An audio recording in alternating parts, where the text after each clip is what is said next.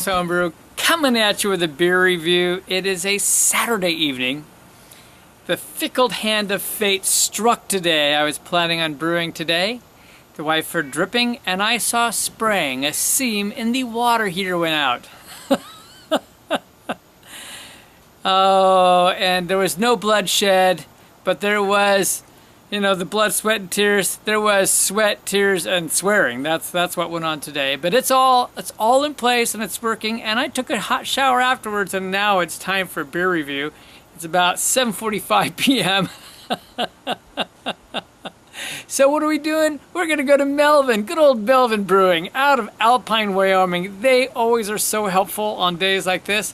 And what we've got here is the Drunken Master IIPA. That's right, it's an Imperial IPA. And this one actually was a winner. They said a national winner in 2016. I assume that was at the Great American Brew Festival, right? But, I can't say for sure. But here it is. This looks like a fun one. It's 9% ABV, 75 IBUs. It's made with Columbus citrus and what they said were top secret hops that were left over from the great East versus West hip-hop battles. So I guess there was some brewing going on there. Anyway, we'll see what all's in this. Let's get it cracked open. Hip-hop, huh? I don't know. After today, there's no hop left, but my hip might be out. That's a possibility. All right, it pours nicely. Wow, it's actually very clear at the bottom. Look at that. It almost has a copper hue to it, vaguely. It's a deep amber orange in color. It's got a beautiful head, and it's a little more than off-white. Pretty color on there. Let's get the nose.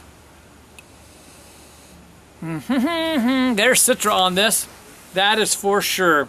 I definitely got that nice Citra, the catty side of it.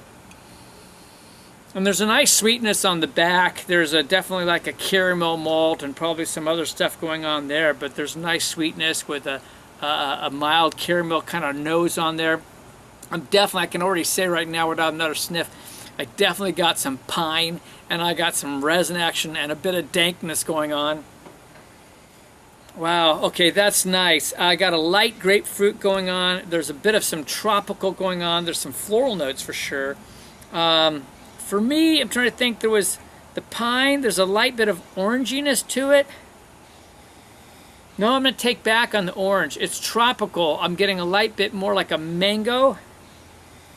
Wow, it's interesting. It's like a little bit of mango, a little bit of papaya, but the resin and stuff is so strong on it. I mean, that's the most dominant. You do get some citrus characteristic for sure. It's not super distinct to me. A little bit of grapefruit for sure. Maybe a hint of the orange, as I said. But man, that dankness and the pine and the resin is really what's strongest in it, with some nice tropical accents. So we're going to just go ahead and jump in. Cheers. It's really interesting. It is, I want to say, on the light end of a full body. There is just a huge mouthfeel to this beer. I'm surprised. I mean, in that it's not like thick and viscous like a big old stout, but it really coats the mouth really well. And it's a beautiful, big backbone on this. But it's not like this really super sweet viscousy type thing like so many are these days, and often from Melvin. So I love the backbone.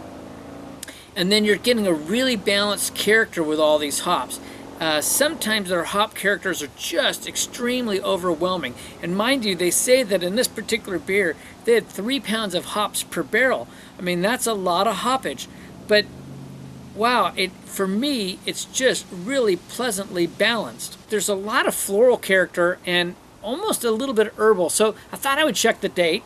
And it's right on the bottom, which I love. But it says 8/1 of 17, so August 1st, and today's the 12th. So this is just 11 days old. This is very fresh. It just made it into the local store yesterday, and it's just drinking wonderfully. Yeah, I would really say that the star of this beer is this malt character, and then it's followed by the pine and the resin and a bit of dankness. And then you're getting kind of a balance between the citrus and these tropical characteristics. Again, I said just a faint mango, but maybe a faint papaya and a faint pineapple, but there is tropical accents. And again, the citrus is there. I would say, again, a faint orange, it seems like, a faint grapefruit, but really nice. We know Columbus is going to throw some grapefruit for sure. Citra, we know the citrus, Citra throws, and it throws some of the tropical, and it throws that caddy. Now, I got a bit of that caddiness at the beginning, but it's not so strong now. Really, the base of this beer is just shining big time. I'm going to take a little time with this, and I'll be back. Took a nice little break, and I'm back. Frogs are coming out. Got my Little Face Brewing shirt on, that's right. This is S.J. Poor, that's his brewery name. And as far as this beer goes, wow, this is just super pleasing, really pleasing. Of course, I love my Imperial IPAs. Now, what are we going to do about scoring with this beer? This is just a super balanced beer with plenty of hop presence. It's not over the top like so many are from Melvin, and I dig on that too, but it's got a beautiful malty character with all that hop character, and I don't know what the secret stuff they put in. Some of that top secret stuff gave it that orange character in there.